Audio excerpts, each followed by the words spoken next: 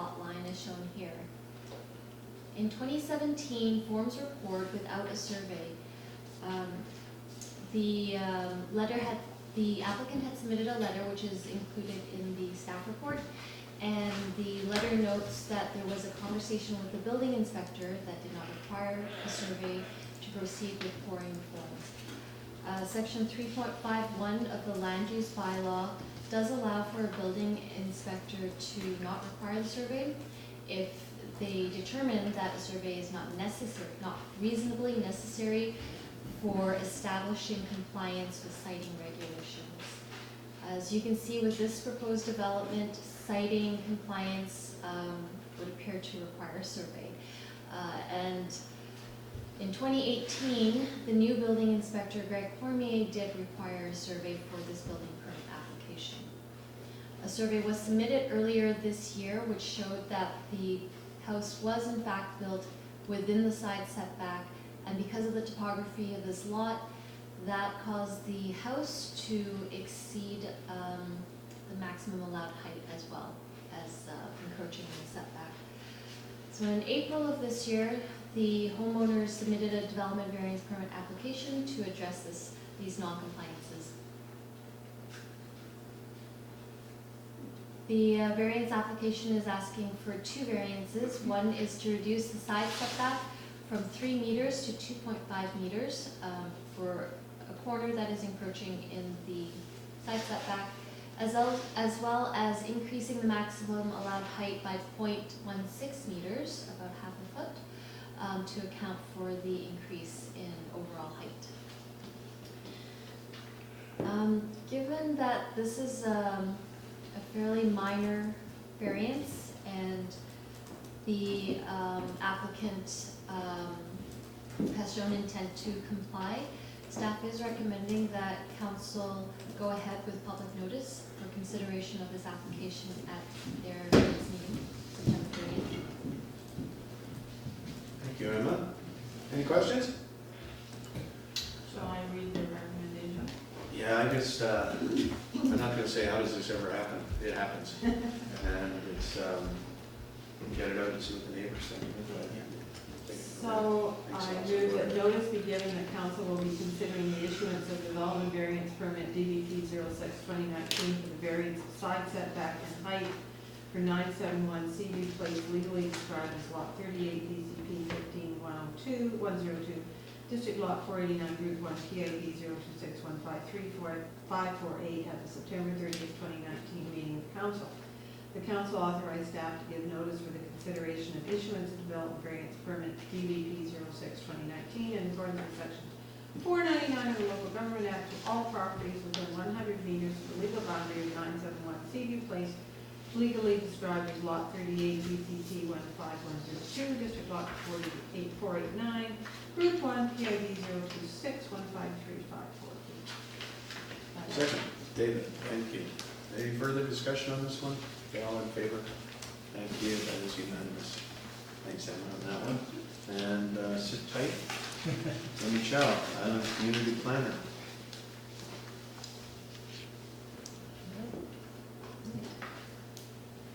A lot of variances tonight.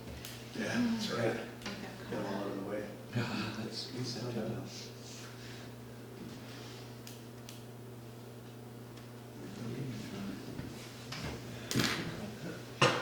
So the next variance, going in chronological order, we're at DBP 07-2019. This is for 375 Cardena Drive.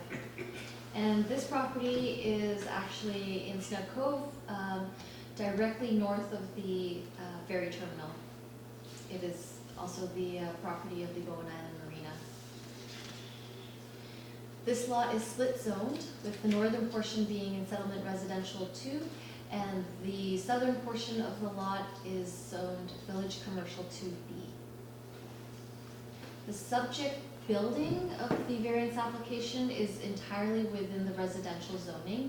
It is an existing single detached house with 2 levels. The upper level is 1 unit, and the lower level is actually made up of 2 units. The smaller of the 2 has been recently decommissioned, but the larger of the 2 is actually as a floor area greater than allowed for a secondary suite.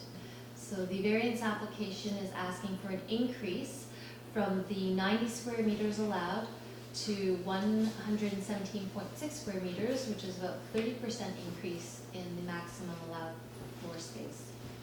Other considerations for council: this property is within OCP designation Snug Cove residential, which does support increased residential development and alternative forms of housing, which could be seen as larger rental units that could accommodate a family, has easy access to transportation services and shops. This type of housing has been shown there's a need for this type of housing, especially in the Cove. And this property is also the subject of an active rezoning application right now, asking for increased residential development to allow for this second suite in the house. So given that this application appears to be consistent with the OCP land use designation and does provide needed rental housing, staff is recommending that council go ahead with public notice for consideration of BDPO 7/2019 at the next meeting on September 30th. All right, any questions? Yeah. Could you go back to the floor plan? So the decommissioned suite. That's the brown one? Yeah. Yes. Well, when was it decommissioned? Do you know? Well, the building inspector checked, verified it in August. I'm not sure exactly when the work was done. Okay. So prior to that, there were 2 livable secondary suites Yes. in the building, and under our current bylaws, we would not allow 2 secondary suites in the one residence. Yeah. And the alternative to variance would be to reduce the floor area of the suite. And as mentioned in the report, there's no internal access between the upper and lower floors. So that means instead of being able to reallocate the usable floor area to the main unit, you would have to just reduce it. Fill it with sand. Yeah, which Yeah. is, And so is that where the 2 X's are? The part they decommissioned?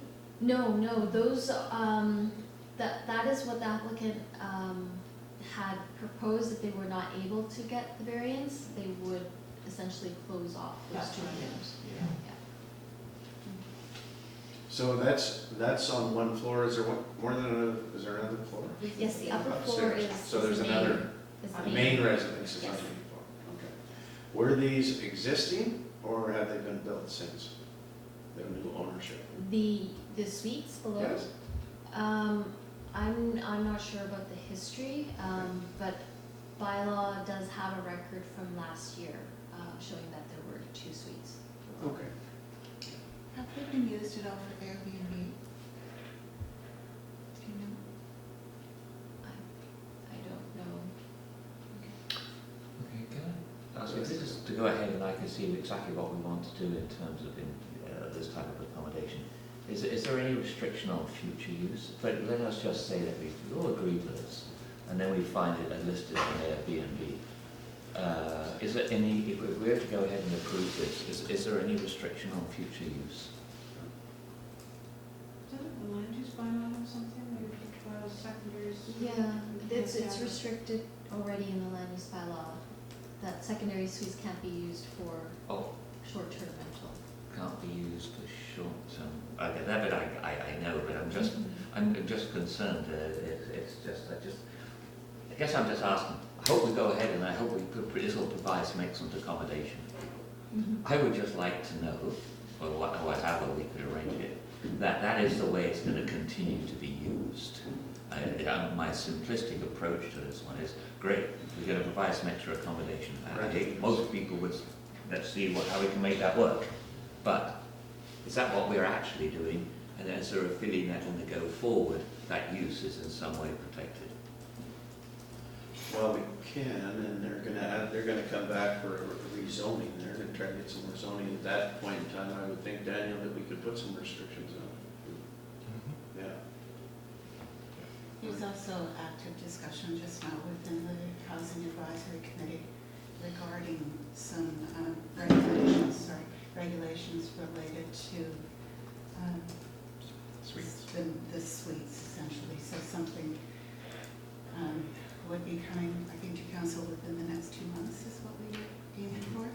And it may actually have an impact on this. Am I correct? Yeah, potentially, yeah, anyway, yeah, you can leave that. Right. So if those discussions proceed, part of the problem here might disappear. Interesting. I don't have a problem. Anybody else have any discussion on this? Well, I think we have to be, I mean, we're not making a decision right now, so I'm fine No. you're just talking throwing about it the out there, yeah. development variance, but, I mean, it is an increase in terms of the 90 square Yeah. meter Right. maximum, and we have I mean, we've stuck to it with the exception, with the odd case in the past. Being one that didn't like the 90 square feet maximum in the first place because Yeah. it makes it very limiting for a family. Yeah. So this Sure. way, you've got 2 bedrooms. Three. Or 3, well, is it 3? Storage. Well, the storage has no window in it, so it can't be big. So you've got 2 bedrooms at least, and, this one area is big enough, it could almost be a third in the front here. So you've got space for a family and room for kids to play. So what I'm hearing is that it sounds as though council is moving on the potential maximum for a secondary suite, and perhaps might consider favorably having 2 suites in a home rather than just one. I don't think that's a discussion we're having right now. I I see where you're going with that. I was expressing my personal. Okay, Any further discussion? And we're just, at this point in time, we're just moving to Okay, say somebody it. else has to read it this time. Yeah, for sure. You mean, Somebody else would you read like? that? Yeah, thanks, Hope. That notice be given that council will be considering the issuance of development variance permit DBP 07-2019 for the variance of maximum floor area for a secondary suite for 375 Cardena Drive, legally described as Lot A, EPP 33316 DL 490 534 7975 PID 029 311 284 at the September 30th meeting of council. That council authorized staff to give notice for the consideration of issuance of development variance permit, DBP 07-2019, in accordance with section 499 of Local Government Act, to all properties within 100 meters of the legal boundary of 375 Cardena Drive, legally described as Lot A, EPP 33316, District Lot 490, 5314, 7975, PID 029 311 284. Thank you. And second to Rob. Further discussion? No. No? All in favor? Thank you. Thank you. Thank you, Emma. Thanks. Okay, so Jennifer Pierce. You're up. Mayor, councilors. You're welcome. Good to evening. your First council. meeting. First council meeting, yeah. Okay, I'll be talking about 2 variances to this. This is the first one. And I believe it's Kevin here. No? He was. Okay, so Like it was here. So we're doing, it's a little bit unusual. We have 2 reports from 2 different departments on the same lot. So Kevin will be presenting the public works side and I'll be presenting the planning department side. So the variance permit application in question is DBP 08-2019.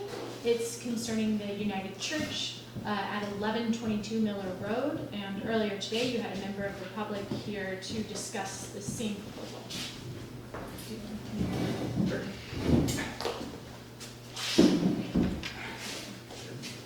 Good evening. Okay, so this is the Bowen Island United Church, also known as the Little Red Church. And you can see its view from the street with the parking area in the front, a fence, and the buildings in the rear. In terms of its location on the site, it's near the Snug Cove area in the Deep Bay neighborhood. On the far right, you'll see an aerial photo with an orangey yellow hash delineating the site boundary and the blue line delineating the parking area. So you can see that the parking is external to the lot boundary. The proposal is for 2 new additions, one onto Collins Hall, which is the building on the upper right corner of the lot, and that is for a new office space in 10-foot by 12-foot size, and a smaller one off of the worship space on the lower left-hand corner that's 5 by 7 to expand food bank storage capacity. Both of these additions are intruding into the allowable setback, and so are the pre-existing buildings on this site. This building is from about the 1930s, so it was sort of grandfathered into a zoning district with 7.5 meter setbacks on all sides, which it is not within on any of those sides. And particularly not in the front where the building is nearly on the lot line and the new addition is about 1 meter away from it. So it's very close to some of the lot lines there just in the existing building. So even though the additions are quite modest, they're calling for some variance to the setback, to the lot coverage, and then also to the parking. Okay, so this is just some images showing how the office addition and the food bank storage addition are in keeping with the general character of the existing building. So in summation, they're looking for several variances here: the front setback, the side setbacks, the lot coverage, and the minimum parking. So I believe then Kevin will talk about the public works aspect. When they applied for the permits and stuff, we realized that the parking lot is 100% on the board allowance.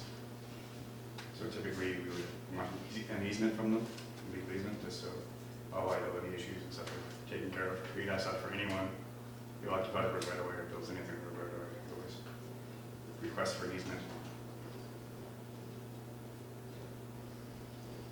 Yeah, the number of parking spots, that's not concerned. If they get the easement, then that's all the taken care of issue. So,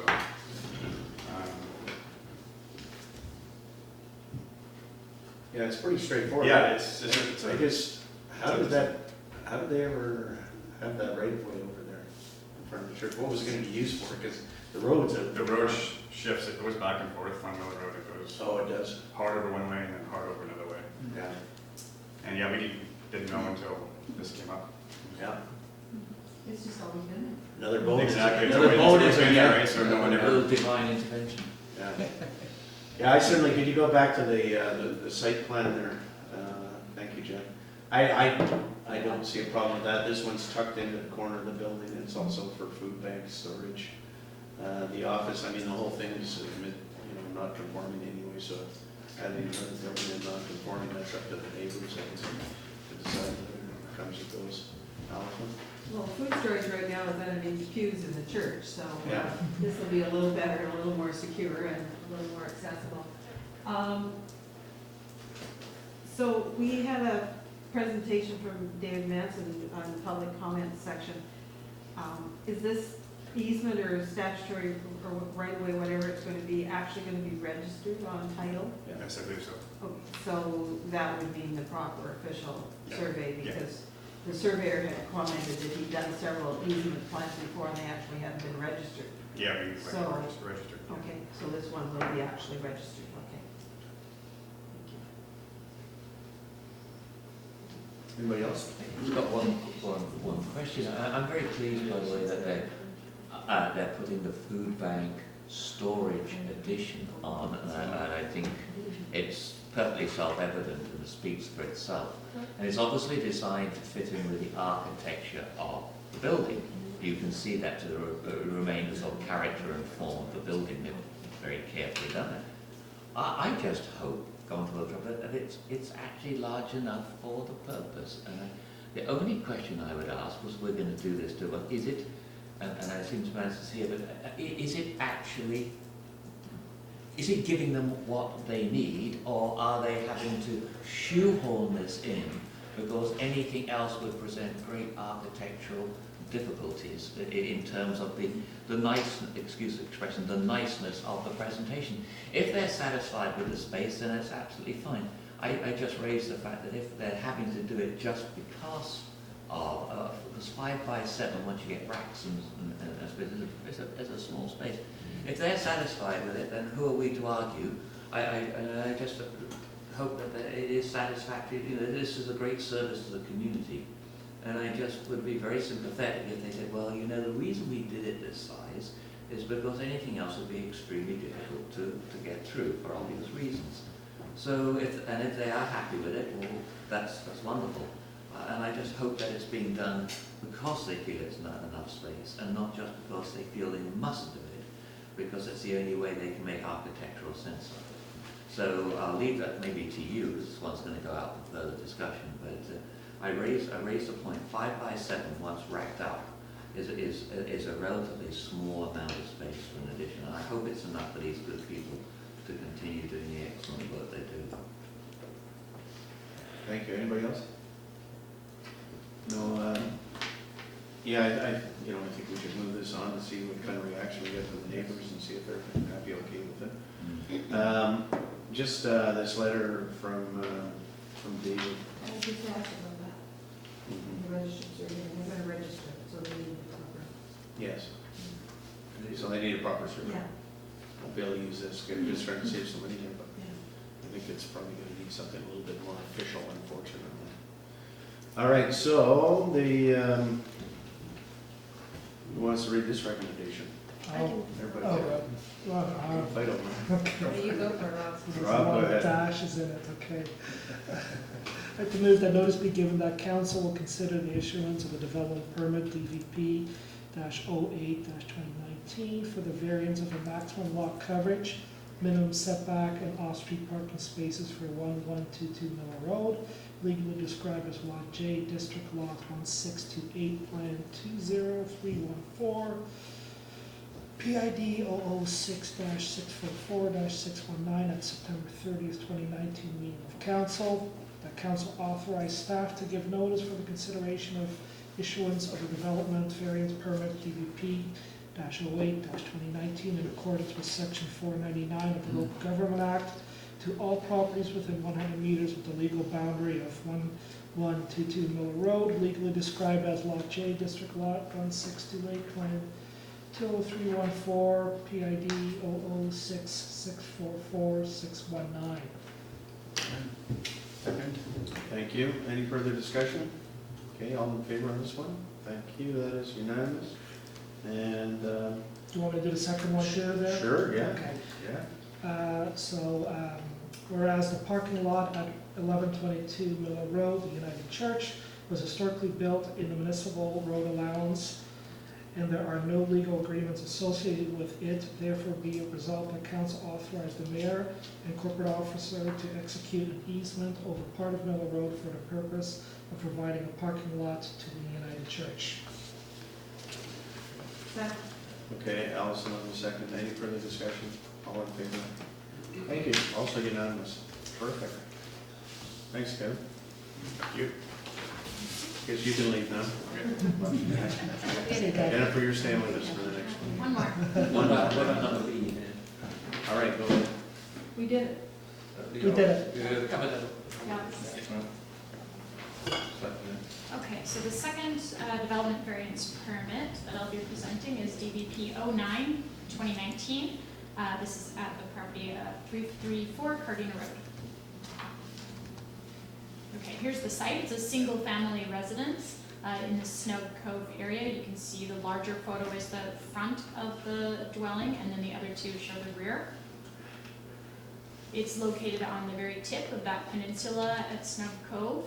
And the odd thing about the site is that there's actually two lots, and the house straddles the boundary between the two lots. And so what that means is that basically any development on this site is within the setback of the sea because it's less than 60 meters across. And anything that's near the center will be in the middle of a side lot setback. So they're looking for a variance on the side lot setback and the setback to the sea.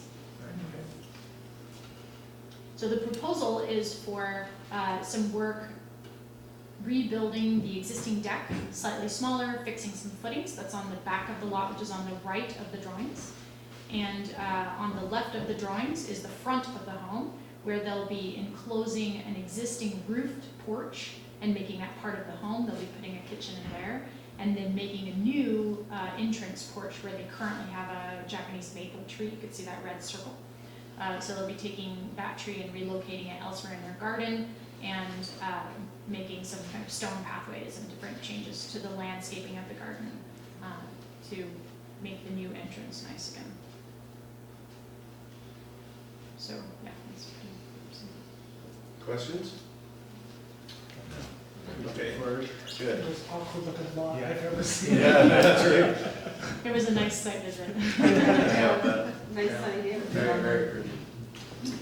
Okay, so I'll read this one. The notice be given, the council will be considering the issuance of development variance permit DBP 09/2019 for the variance of C and side lot setbacks for 334 Cardena Road, legally described as lot 33 and 34, plan 11088, block 3, district lot 490, PID 009-163 to 417 and 009-163-409 at the September 30th, 2019 meeting of council.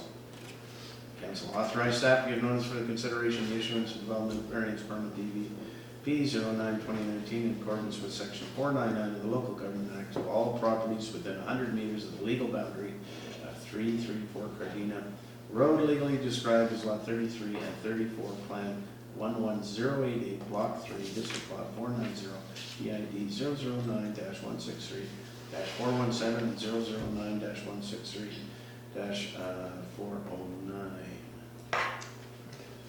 Awesome. Second that, thanks Rob, and any further discussion? All in favor? Thank you, unanimous. Awesome. Thank you, Jen. Very nice, great job. All right, Daniel.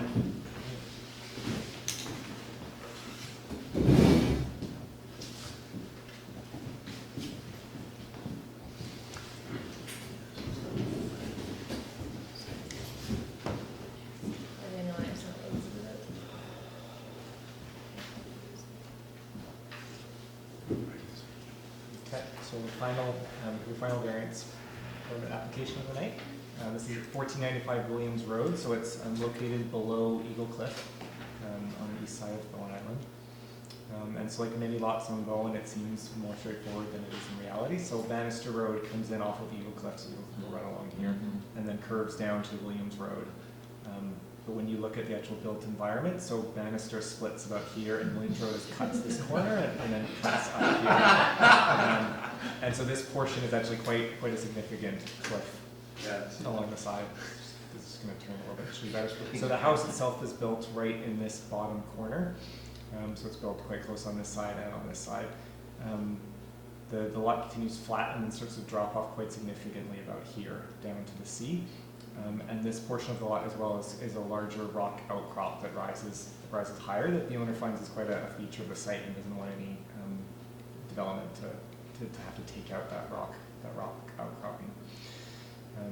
So what the applicant is proposing is to rebuild the house on roughly the existing footprint. So you see this footprint and the extension here. So just showing, okay, this is the property line, and that's the required setback. From both sides, you can see that the house itself goes in on all sides, and the deck currently actually goes across the property line to the neighbors, and the neighbor's garage crosses their property line. It's all so what's proposed is to replace the house, maintaining the existing setback, to remove the deck, and to just build within those setbacks to the front and the side. All right, so recommending notice be given to consider the September 30th meeting. Discussion? I think given the topography, you just have to think it's wonderful that someone will care that much to build something that will look after the environment it's situated in. Yeah. Any other discussion, questions?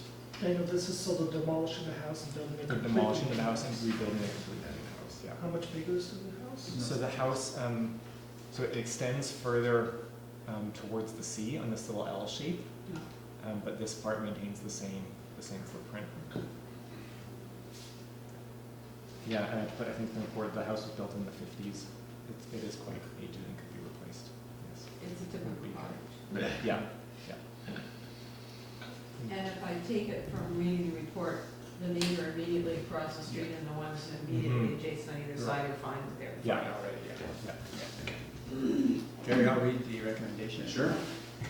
That notice be given that council will be considering the issuance of development variance permit DVP 10/2019 for the variance of reduced front and side lot lines for 1495 Williams Road, legally described as Lot C, Block 6 to 9, District Lot 1552, Plan 10276, PID 009421327, at the September 30th, 2019 meeting of council. And that council authorize staff to give notice for the consideration of issuance of development variance permit DVP 10/2019 in accordance with section 499 of the Local Government Act to all properties within 100 meters of the legal boundary of 1495 Williams Road, legally described as Lot C, Blocks 6 to 9, District Lot 1552, Plan 10276, PID 009421327. Thank you, Maureen. Further discussion? All in favor? Thank you. It's unanimous. Okay, Daniel Martin. Enough of those. We love something else. See you around.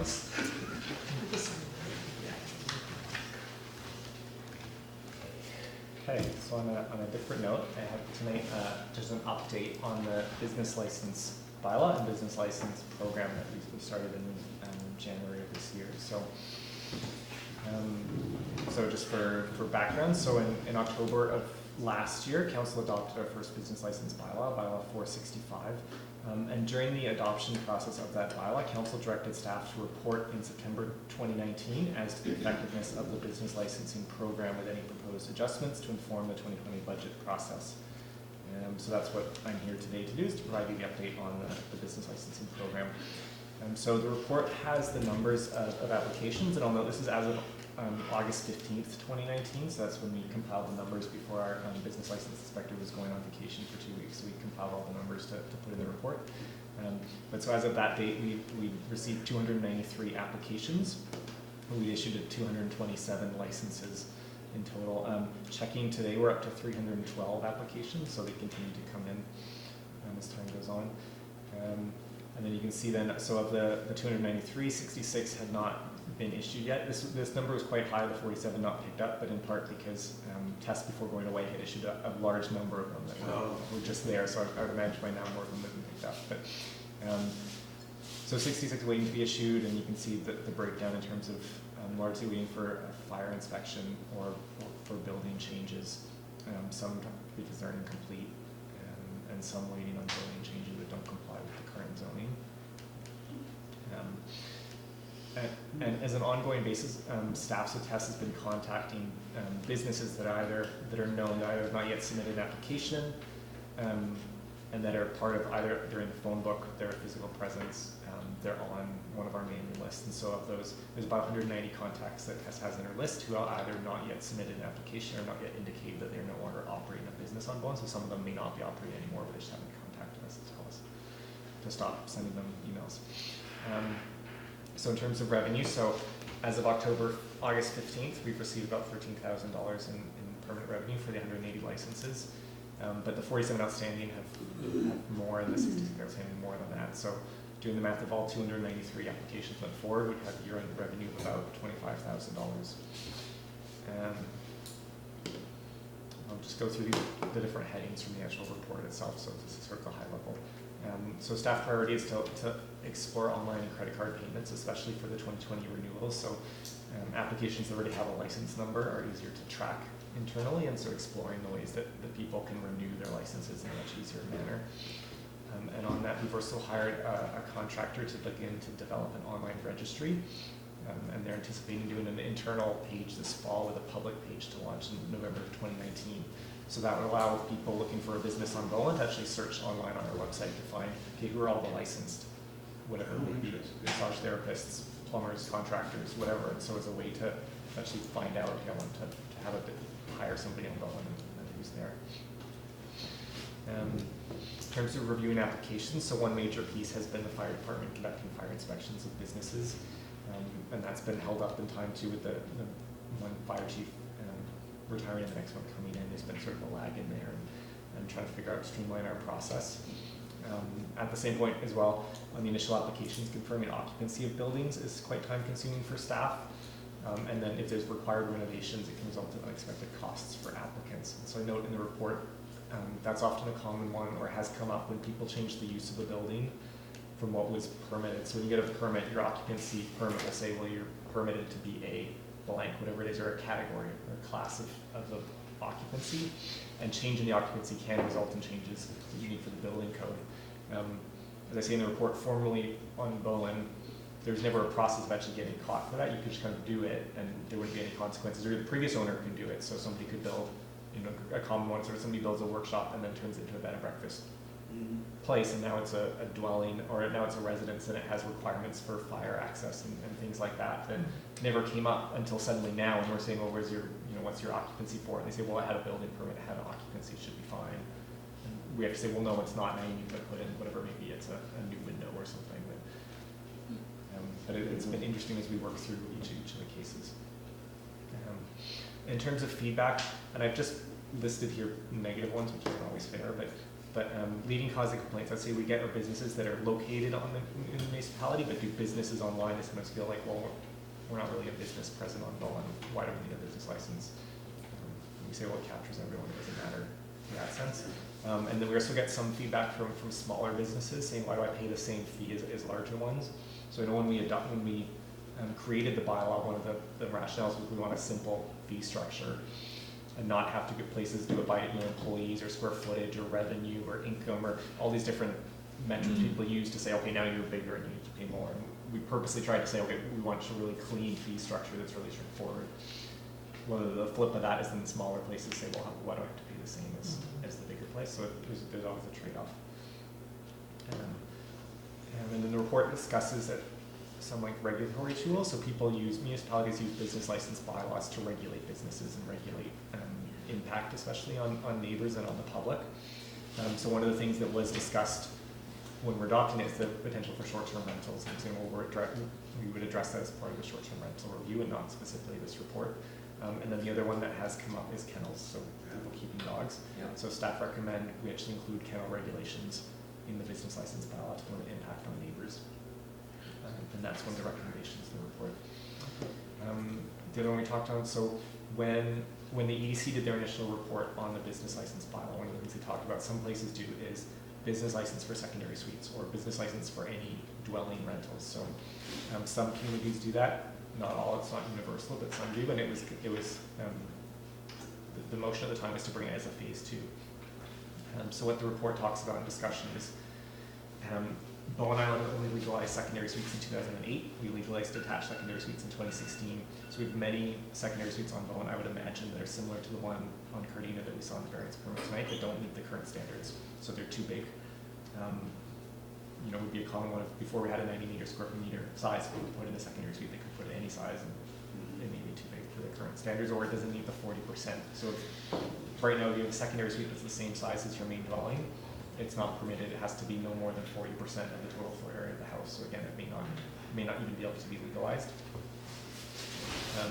So the staff had concerns about that, about impact on secondary suites. And we said every secondary suite you need a business license, and to get a business license, you need to show you occupancy for the secondary suite.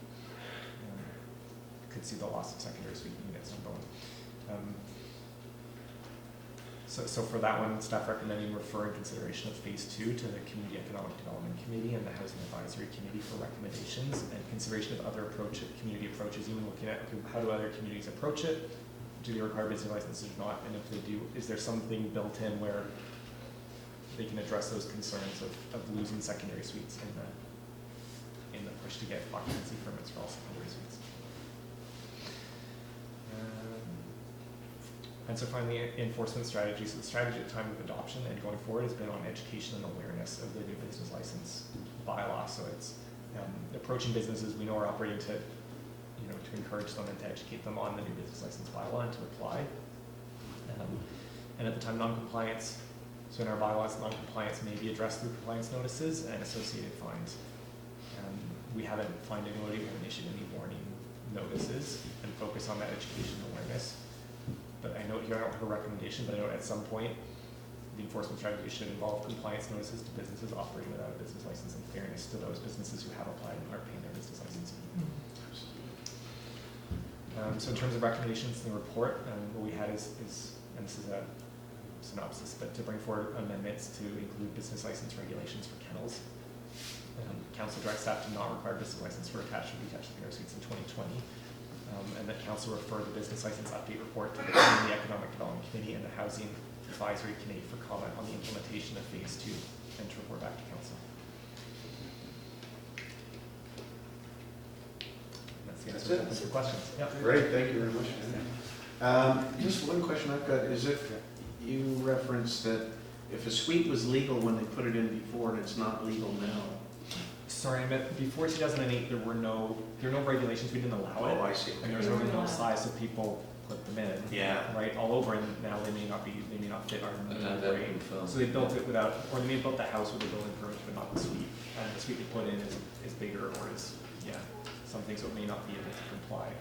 Or the other one is just they put it in, but they don't have any records of the separation and the drywall that was installed. Oh, so I see. they would now need to upgrade, and a certain percent of people may not be willing to do that, and they say take out the suite.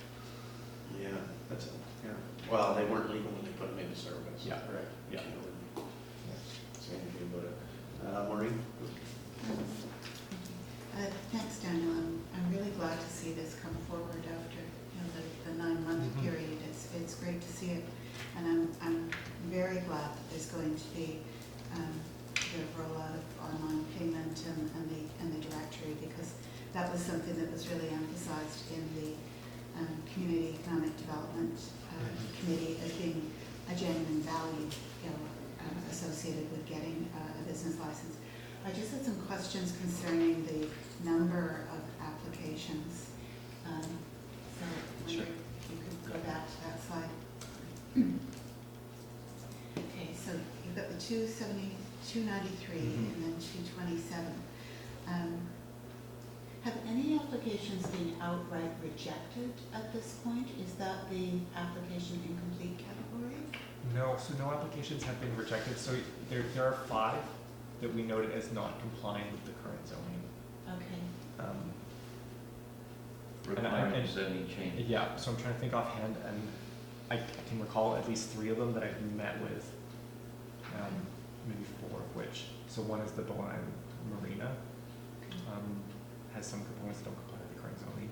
There's a few others that we've met with in terms of what we are looking for in an application, either through a rezoning or a temporary use permit in some cases. And 2 of them that I can think of are cases where the business was started as a home occupation. The owner no longer lives there, and now the operator is not the resident, and it no longer complies with the home occupation regulations.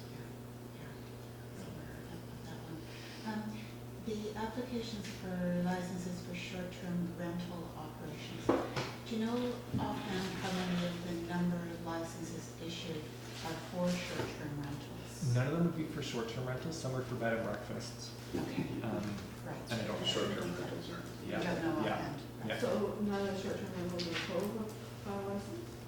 Oh. Well, that I don't know. And the Union Steamship, I think, is one of the ones that is still incomplete. And more or less looking for information on the buildings and what occupancies are going on in which buildings. Well, I think we understood this was going to take a while to sort of work its way through. I'm curious about workload.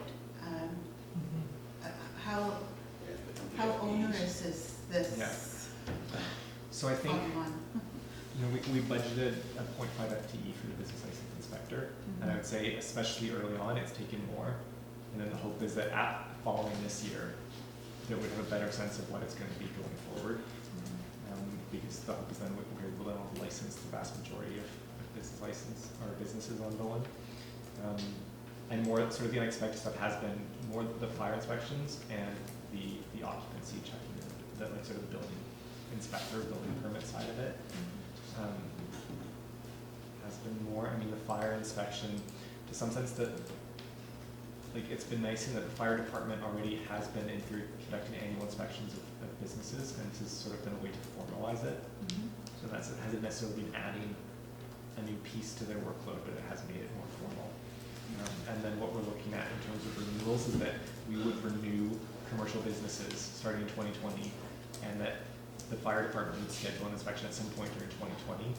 So knowing they've been inspected in 2019 for the initial one, they'll then get renewed, and we'll say the renewal's pending it or something. They'll get renewed, and they'll get fire inspected at some point. They'll have to address it then to get renewed in 2021. And that'll help the fire department to more have a general schedule. And I know the new fire chief is looking at making one day a week, but that's the day he does inspection. No inspection on that day. Makes So, sense. yeah. And then just two final comments. The recommendation or suggestion to defer stage 2 to a later year, I think is really wise, given the work that's being done in other areas, the short-term vacation rental stuff. And I personally would like to see an enforcement strategy that would kick in at the same time as renewals for 2020. I think that would be kind of a logical time to start telling people you've had a year. Yeah. You need to get your license. Yeah. Great. Rob? Yeah, just some clarity around the short-term rental, long-term rental. So if I own a house, 3,000 square feet, and rent it out, let's say 1,000 square feet, I'd have to get a business license on an ongoing permanent rental. You need to get a business. No, so right now, you don't need a business license to rent out a secondary suite or to rent out the house. Like if you rent the house as a long-term rental, Yeah. you don't need a business license. It's specifically exempt in the business license bylaw. You would need a business license if you were renting a bed and breakfast. So right now, in your 3,000 square foot house, you could have up to 4 or 5 guest bedrooms, depending on the size of the property, that you could run as a bed and breakfast. So you would live in the house, and you would have bedrooms that people would come and stay in, and you would need a business license for that. If you were renting the entire house as a short-term vacation rental, short-term rental, that's currently not permitted in the land use bylaw. So you would apply for a business license and would say, actually, no, that's not in compliance with the current zoning. Right. Having said that, it's part of the ongoing short-term rental review that we're doing, is sort of looking at that. Because, Thanks. Daniel, how many of those licenses, those 293 are from away from the mainland for people coming over? I don't know offhand. Yeah, what would you say, any guess? Maybe it's 47 or whatever. Yeah, I wouldn't want to guess. I do have the number somewhere, but I don't have it off the top. I do know as part of what the business license inspector has been doing, it is traveling with the building inspector to job sites. And it's look at, as a one key point of contact is at the building desk. So for contractors coming in, it's sort of a reminder that no, you need a business license to operate on Bowen. Have we got anything up on the ferry or anything like that? Indicate that, if they're coming with that. We probably should. Yeah. Nice big bright one, about 4 or 5 or 6 feet. Is there anything in the building center? Yeah, that's also That true. might make sense. Any further discussion? Council? The kennel one, I Yeah. have no problem at all, but it says kennels are currently permitted in all rural residential. Any building or structure used for which monetary gain are or are intended to be trained, cared for, bred, boarded, or kept. I'm just wondering if some of the ones, if they're the animal rescue group, is there monetary gain involved in that one? So I think we would look at a kennel definition potentially even in the business license bylaw that can be different than the land use bylaw. Yeah, So it could just be if you're keeping, Argue that Yeah. we're doing, Yeah. It's an animal welfare yeah. project, it's not for monetary gain then. They're probably society, but Well, it doesn't That matter, matters, society it's is not still- profit, and you're not carrying on, Yeah, so that's something that I'm hoping I would be looking at and crafting, and yeah, it's about impact on neighbors. Okay. You thought about that. all right, any further discussion?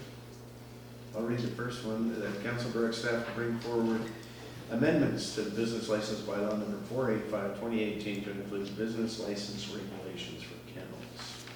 Second. Thank you, Maureen. discussion? All in favor? Thank you, that's unanimous. Okay. Whereas phase 2 of the business license program would require properties with attached or detached secondary suites to obtain a business license, and whereas staff feel further consideration is needed to ensure this requirement does not reduce the overall number of available secondary suites, therefore it be resolved that council directs staff to not require a business license for attached or detached secondary suites in 2020, and that council refer the business license update report to the Community Economic Development Committee and the Housing Advisory Committee for comment on the implementation of phase 2 of the business license program and to report back to council. Second. Thank you, Allison. Further discussion? No? All in favor? Thank you. Okay, that is done. All right. Thank you, Daniel. Yeah. All right, correspondence, none. Reports of committees, county commissions. Okay, so the minutes of the Environment and Climate Action Advisory Committee meeting held July 3rd, 2019. Now, there is a recommendation there.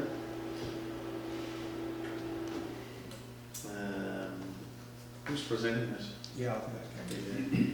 Finally, Yeah.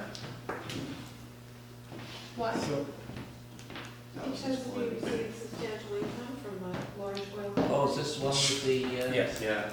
have you got the names of the people for Oh, whom yeah, it's we're been at the addressed? 20 list of 20, I didn't see I that. have a list of 20. Yeah, I'm sure it's in it. Shell is a number 2 Yeah. by revenue. You shall. Oil beer. Okay. Still out of quorum, we'll carry on. Okay. So this came out of a meeting of the Environment Climate Action Advisory Committee, actually quite a while ago, and it's come before us a few times, but we didn't have the letters. And so these are more letters that I've written on other people's behalf. And it came from some work done by West Coast Environmental Law. So there are 2 letters. One is to the top 20 oil companies in the world, saying help pay for basically some of the damage that's caused by climate change. And the other is a letter to the Premier asking for a Climate Liability Act, so that there's a way for people to assign responsibility for some of the damage that's caused and so on. Now, obviously, the letter sent to the 20 oil companies, it's the number 1 is Chinese National Oil Company, number 3 Saudi National, and so on. I mean, they're obviously not going to send notes back to Bowen Island saying, oh, of course, we'll do this right away. Not right away. The purpose is to get the conversation going about the cost of climate change and who pays for it. Because as it is now, the costs are going to be enormous and they're entirely borne by the taxpayer. And so this is raising that question, is that fair? Should there be some other way of figuring out who should pay for these costs? And the costs are going to be into the billions of dollars regionally. For us, for us, they're going to be into the millions. For us, they are already. And I've been asked for the list of the top 20 oil companies. I did it by revenue. You can do it all kinds of other ways. I've got it here. I don't have the addresses, but I could provide that if needed. So you can read the 2 letters, and I'm happy to take any other questions. Oh, I should just add, there's, I believe, 55 other municipalities have signed on. I know Victoria, West Vancouver, Burnaby has sent letters, Port Moody, other folks have done this. So we're not alone. Yeah, there's absolutely no question, it's a proper thing to do. You know, I don't know how much traction it'll get, but I'll give it a try. move that. Okay. Seconded? Oh, awesome. Seconded? Yes. Further discussion? All in favor? Thank you. Oh, excellent, thanks. Passes, thank you. We'll grab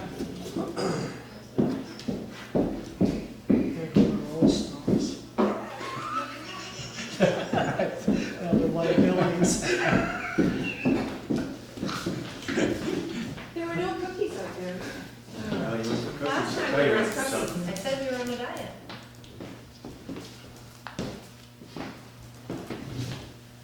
Oh, I should have gone and broken it in the morning. Nothing's in Washington's office. Yeah, just gonna get all that. Okay, so we're moving on to new business. Metro Vancouver Director David Hawking. Yeah, I've got a report. There's something, Thank there hasn't been a meeting since I last reported, but there's something coming up on Wednesday, Okay. Housing Committee. There was a little piece in the paper about it.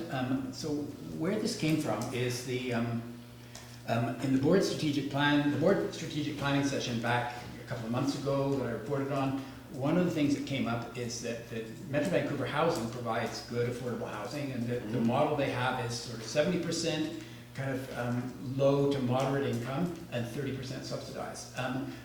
But they can't meet the need because basically they pay for the renovation of the existing properties through the rents that they receive, so they don't get any big infusion of money. So a couple of years ago, there was a tax requisition of $1 million, so there's now a new proposal for a tax requisition of $4 million, which would amount to about $4 a household, an average household. And the money would be going to a fund so that they would be able to work with municipalities and build housing, Metro Vancouver Housing, on municipal surplus lands that municipalities have that are available. So I thought this was really interesting. It's not happened yet. It will go to the Housing Committee on Wednesday, and then it will go to the board at the end of the month. But since the board recommended that this happen, and since this came out of a workshop the Housing Committee did, it's doubtful that it'll get ditched, but it may. Anyway, I'm not quite sure of the process since it hasn't happened yet, but I think this would be an interesting report to go to the Mayor's Committee and to also the Housing Committee. And so maybe we should wait until we actually have it, but at that time I'd like to forward it immediately to those two. Absolutely. What do you think the time frame is on that? Well, the meeting's on Wednesday, and then it'll go to the board meeting. I've got a board meeting on, I could look into my calendar, but it's later this month. Before the end of the year, though, right? Oh, yeah, very quickly, but before the end of this month. Wow. So it gets in the next year's budget. Yeah, Yeah, that's right. that could be, Yeah. Well, that's very exciting, isn't it? Yeah, it's really interesting. Now, it's still, at $4 million, it's still small in terms of the kind of, I think I've got some numbers. Over the next 10 years, they anticipate building 500 new units, which would house 1,000 to 1,500 people, something like that. So it's not enormous, but obviously anything would help. Every little bit helps. Yep. That's great. Thank you. Okay. Yeah, let us know as soon as it Sure. starts getting Yeah. a little bit more mature. Okay. Okay, so I guess it'll be Trustee Kale. Well, won't it? Update. Yeah. Well, as the news goes, the Islands Trust is coming to town, starting on Monday. On Monday the 16th, we have the Islands 2050 open house, starting at 6:15 at the Library Annex. So that will be the kickoff for the Islands Trust communication, big communication piece, their 2050, their vision of the Islands 2050. It's a very significant exercise, as it was explained to us here. The cost of this exercise in the Trust District is $60,000, and that doesn't include 1 cent for any staff time. So we've got a major exercise taking place there, available from 6:15, Library Annex on Monday the 16th. The meetings take place on 17th and the 18th, and I believe we have a dinner dinner invitation for Tuesday the 17th. Yeah. I think it might be quite an interesting council meeting. I've been on the phone with some trustees this morning. I get the feeling, when I first joined Islands Trust, I thought, well, you know, everyone speaks with one voice, with one exception, and that exception was me. I'm not so entirely convinced that's the case any longer, and I think there are going to be some very pertinent questions being asked. One of the most interesting one to me is that on the Friday there will actually be, and it's on the agenda, a call for an independent review. On the Tuesday? On the Wednesday at 9 o'clock. New business. There's a call for an independent review of the trust. And there are several trustees who want to have the trust reviewed. The trust did a commission in 2007 with using the management company Santec, a very large report, a comprehensive report. The report was received. Unkindly, it was shelved. Kindly, it wasn't actioned. and another internal report was commissioned directly afterwards, resulting, by the way, in a great swelling of the employment of numbers of the Islands Trust. So for a lot of I am really buoyed by the fact that there are some independent voices I'm hearing out there, and the fact that a call for an independent inquiry on the trust is on the agenda is hugely significant. And I value the people that have it. The reports, the Saturna trustees sent me their somewhat scathing report. They have written on the 2050, basically, and I can send anyone who's interested a copy of their quite lengthy newspaper article, which I'm told this morning has had a lot of traction on Saturna, really saying, really not speaking in favour of this 2050 exercise and the cost involved and the results that are anticipated. And if anybody is interested, please nudge me. I won't be. You've all got enough paperwork. I will be happy to send it to you. Just privately, just ask me. I will forward it. So I am pleased. I hope what will come out of this is a somewhat shortened edition. We don't have it. It sometimes goes over the 2 days and comes 2.5, with half the people leaving on the morning, the third morning, myself included on the last one. And so it is always a compacted, heavily scripted agenda. Hopefully this time we might get some real dialogue. And I do encourage people to please come along to the open house, the Vision 2050, on the Monday at the Library Annex. If nothing else, it will give you a chance to meet the chair, Peter Luckham, who tells me he's going to be there. And when I asked him, when you are going to be there, he said, why? Why do you want to know? I just said, there's so many people who are looking forward to meeting you. So He's always there. yes. He is a good guy, actually. And it is his job. He has the invidious task of controlling a meeting of 26 people. Now, we are 6, but normally 7 around this table, aided by 2 people from our municipality. He has the job of corralling 26 people at a meeting. Now, I know, David, at Metro, you attend some of these large meetings, but it is a formidable task. Whatever I might think about some of the things said and some of the processes, I do commend and congratulate him for trying to keep that in good order. So it's show and tell and come and see. Monday, Tuesday, Wednesday next week, the Islands Trust is coming to town.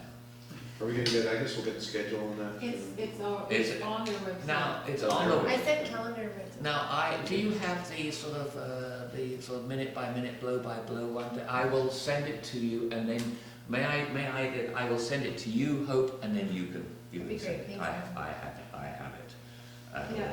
There's a link. If you go on the BYLAWS Trust website and go into calendar and hit on Trust. But this actually gives you what's happening on Tuesday and Wednesday from the first minute to the last minute. Yeah, the whole business agenda. Yeah. And I will forward it to you, and I hope you enjoy reading it. And interestingly enough, I was on the ferry this afternoon coming back, and there was Claire Frager.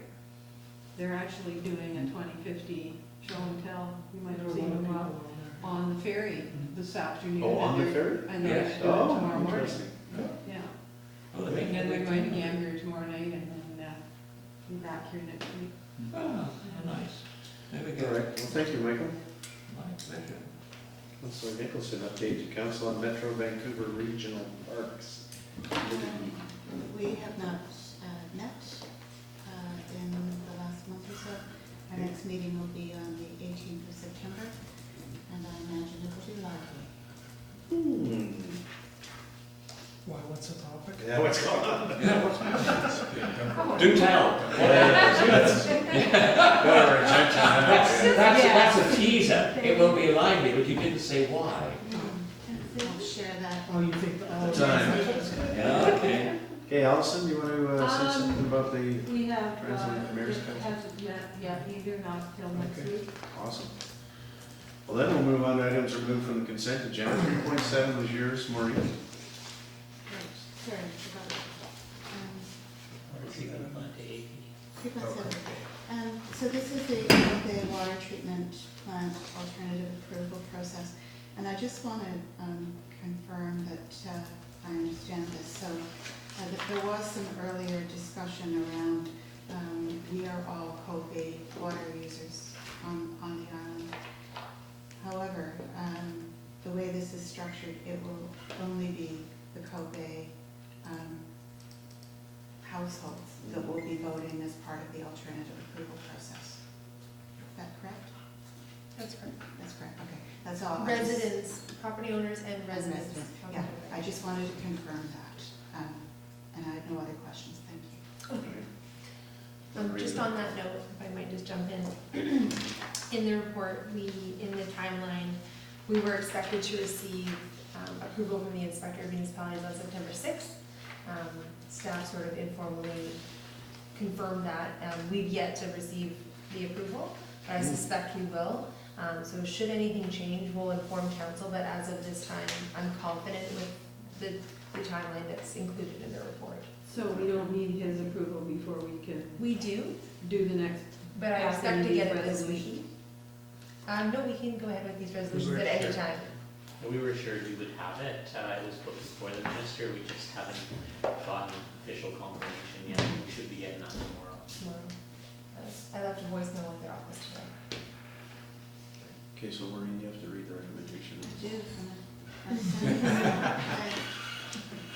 Whereas council has given 3 readings to Bowen Island Municipality Loan Authorization Bylaw number 488, 2019, which proposes to borrow a sum not to exceed $2,533,000 required to complete the Cove water treatment plant project. And whereas council cannot adopt bylaw number 488, 2019 until the approval of the electors is obtained. And whereas the community charter requires council to establish the deadline for receiving elector responses, establish elector response forms, and make a fair determination of the total number of eligible electors prior to proceeding with the alternative approval process, therefore be it resolved. 1. That council establish the total number of eligible electors for the area defined for the Cove water treatment plant alternative approval process as being 1,190, as outlined in the report from the corporate officer dated August 22nd, 2019. 2. That council approve the elector response form as outlined in the report from the corporate officer dated August the 22nd, 2019. And 3.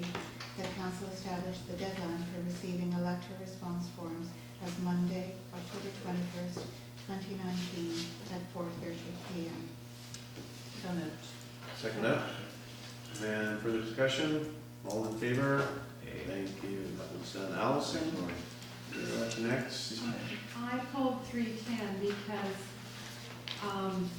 not because I don't think it should be looked at, the issue of the herring, but there's not a lot of science in here to say whether the 20% catch is or not having an impact.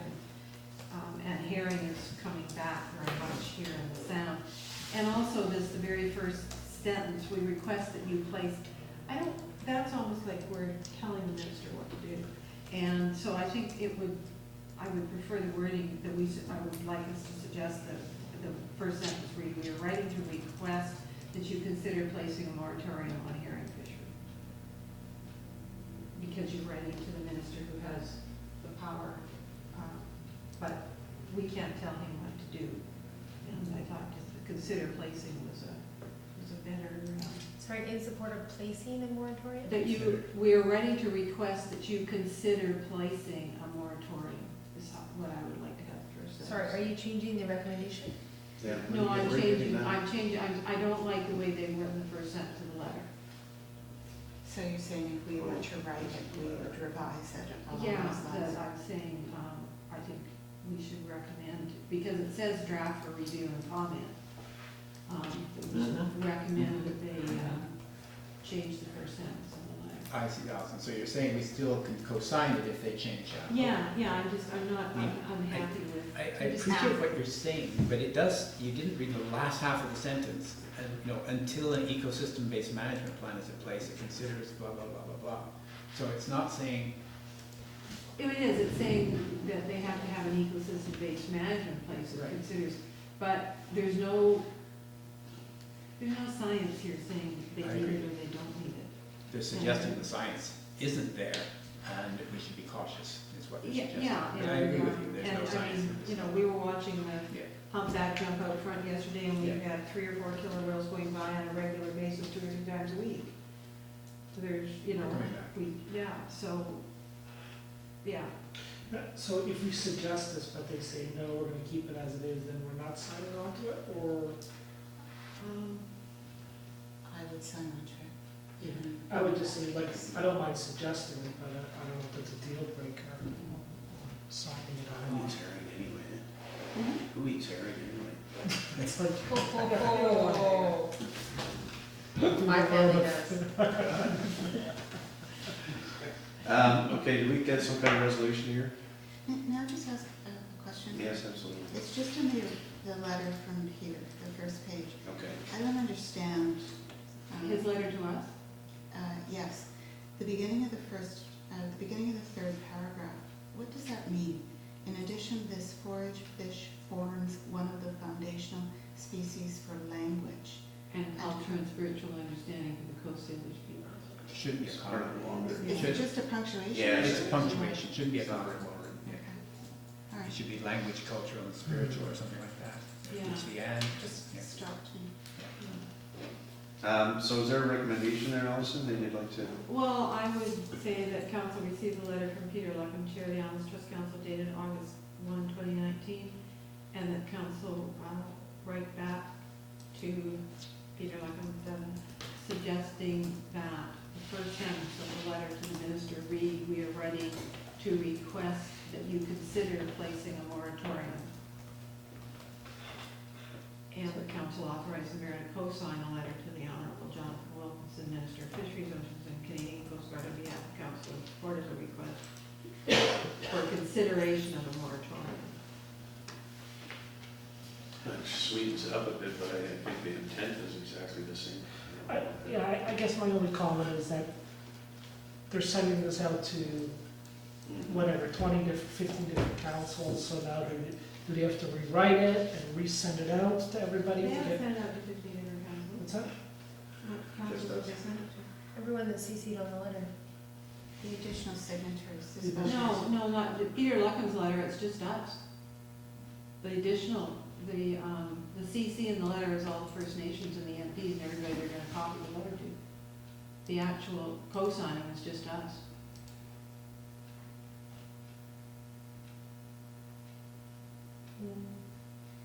It's just CC on the Trust Council and It Islands says Trust. additional It signatures. says additional here. signatories. Where? Well, down the Well, bottom, beside right here. Capital Luckham letters thing. right beside his name, to the right of his name. My Additional understanding is that signatures. they are getting other local governments to, or other municipalities, or other Okay, then I'll just vote against the resolution. trust areas. Okay. I just don't think it's right to.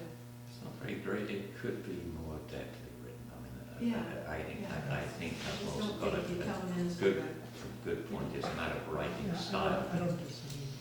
I don't think it greatly changes the intent. Yeah. No, I think the intent is the same, it's just the. Yeah. It's another letter that someone's got I mean, to.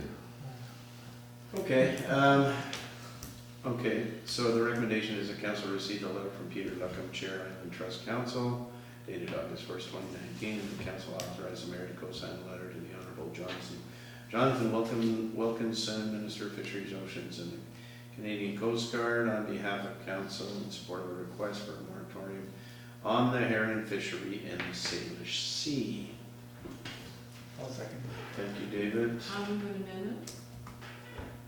Okay, yeah. Insert after the first clause, Mm-hmm. and that council write to Peter Luckham recommending that the first paragraph of the letter be amended to read, "We are ready to request that you consider placing a moratorium." And that we insert after request for